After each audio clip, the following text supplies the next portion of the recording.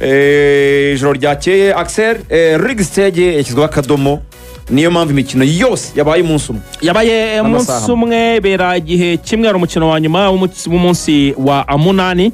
Ikipe ya Monaco mu rugo yanganyije na Juve ubusa ku busa. Ajax mu rugo irahatsindwa na Olympiacos 2-1. Arsenal mu rugo itsinda Kaihat Almaty ibitego 3-2. harimo ibitego bya Victor Gyökeres yatsinze Kai Havertz ndetse na Gabriel Martinelli nibo batsindiye ekipe ya Arsenal. Hanyuma ikipe ya Atletico Club yatsindiwe mu rugo na Sporting Club Portugal 3-2. Atletico Madrid mu rugo yatsindiwe na Bodo Glimt 2-1. FC Barcelona nyagera FC Copenhagen ibitego 4-1. hanyuma Bayer Leverkusen yatsindiye mu rugo Villarreal 3-0. Benfica Lisbon yari match y'umuriro mu byukuri. Mourinho yongera kugaruka hanganye n'ikipe ya Real Madrid nayo yatoje. Mourinho mu rugo rwose yafataga akakana kitwa Carberoa agakubita inchi rwose mu matama yombi avuga ati we naragutoje nubwo uri umukinnyi nakundaga cyane kurusha abandi ariko ngwino nguhane 4-2 ekipe ya Benfica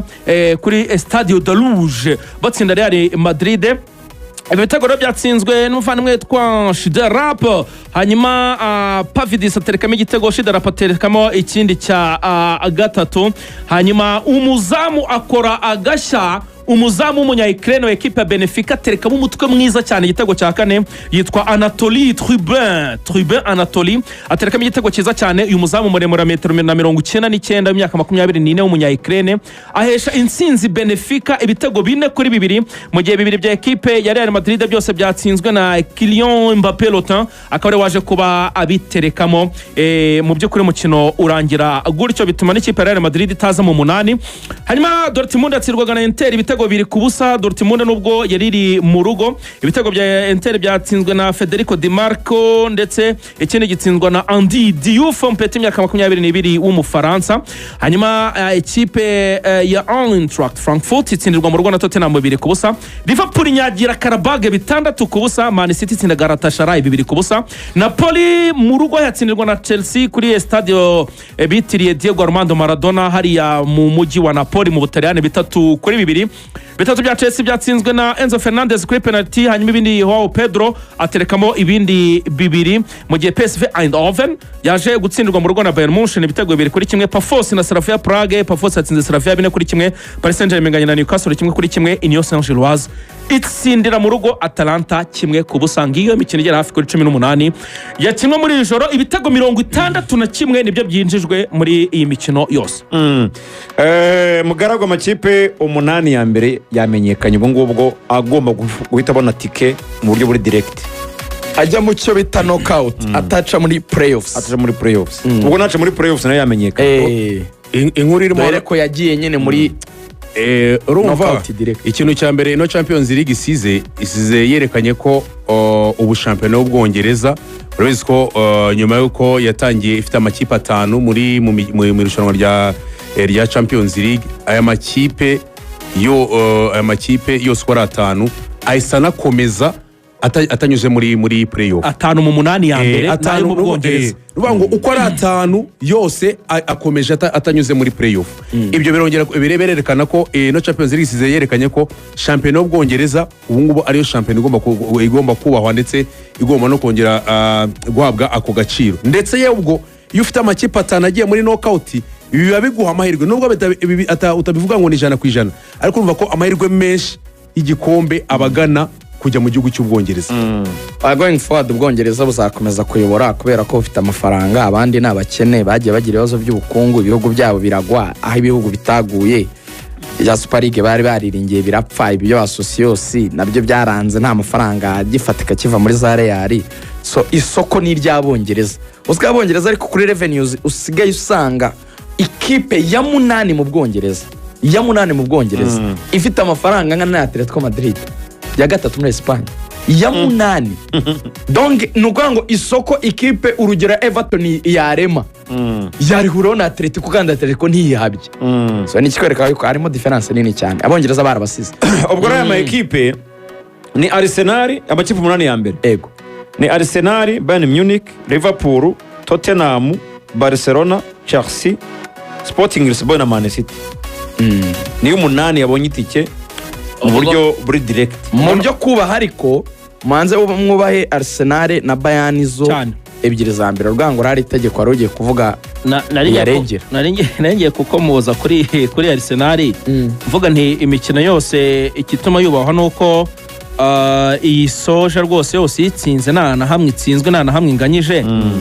umunani kuba atsinze Atletico 2-0 itsinda Olympiacos 2-0 itsinda Atletico 4-0 itsinda Slavia Prague 3-0 itsinda Bayern 3-1 Club Brugge rya 3-0 Inter rya 3-1 Kairat Almaty yasorejeho itsindwa 3-2 ibitego 24 yinjije muri iyi mikino umunani mu by'ukuri Arsenal indabo zayo ze kwi ariko ikipe ya mbere n'iya kabiri impamvu wumva barwanaga ino myanya yego nuvuga ngo Arsenal match zayo zose kugera muri demi finale izajya izakirira mu rugo nihagera ariko unuvuga ngo izajya ibanza hanze isoreze mu rugo nuvuga ngo iyo ni avantage keretse gusa iramutse ikipe yindi ifite avantage ni Bayern nayo izajya ibanza hanze isoreze match zayo mu rugo keretse gusa ziramutse zihuye Arsenal na Bayern nibwo nyine hakurikizwa itegeko ry'uko barabanza kwa Bayern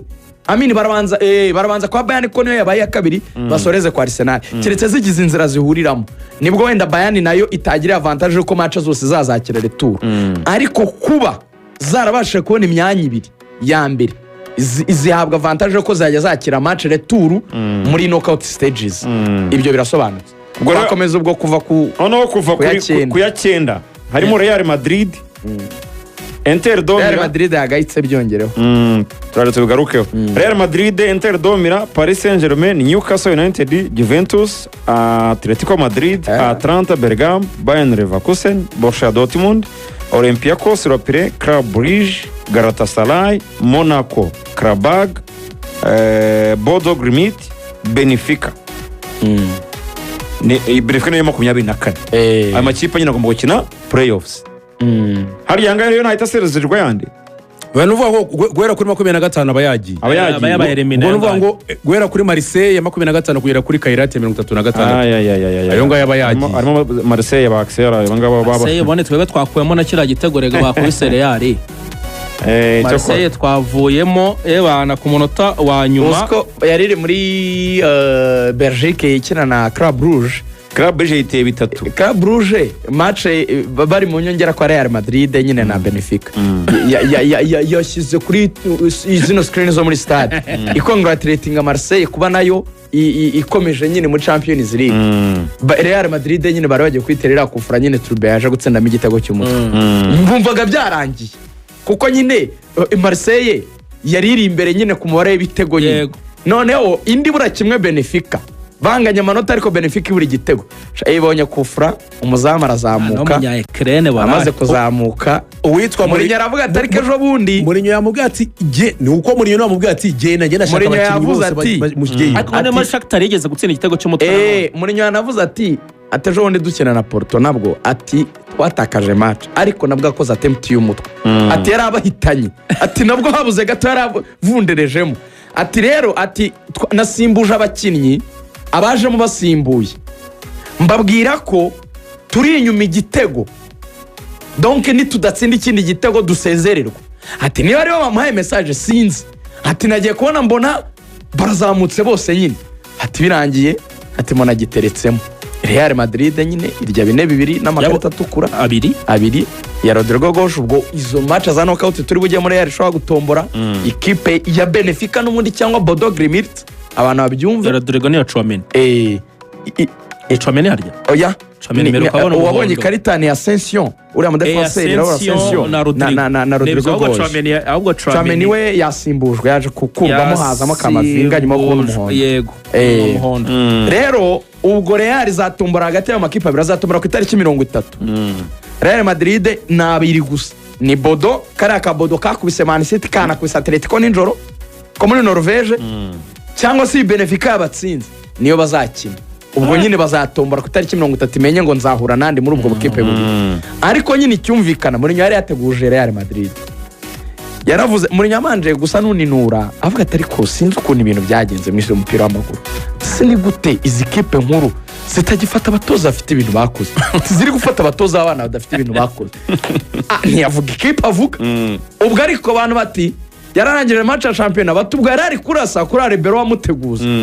muri press conference aravuga ati Real Madrid ati twagiranye ibihe byiza ndayikunda atariko nizeye ko izakora nabi ku kibuga cyacu nako byaje kugenda Real Madrid yagayitse yasuzuguritse abantu bavuze ati Real Madrid itangira icyo bita phase yari buildisha ati even no mu bintu byo kubeshyera abatoza naronse ubwo byagaragaye ko atari we kibazo kuri naridagurere wamusimbuje nawe ari Ramanta aravuga ati why always me atubwo nawe uraje